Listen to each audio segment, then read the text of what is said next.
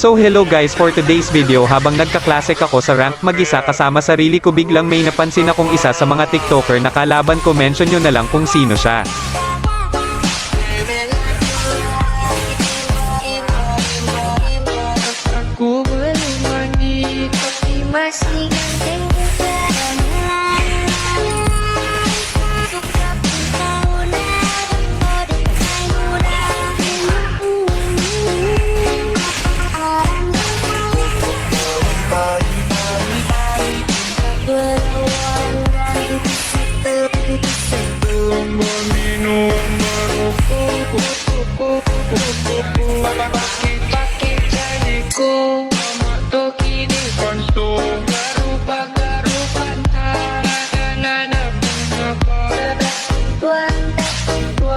So dito guys, tinanong ko siya kung legit ba talaga siyang TikToker sa history Facebook.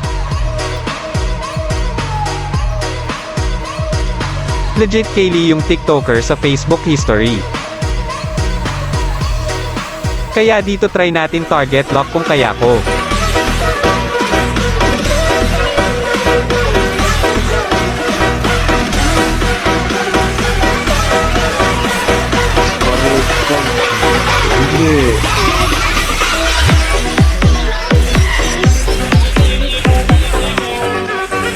At dito hindi ko akalain sakto naglag.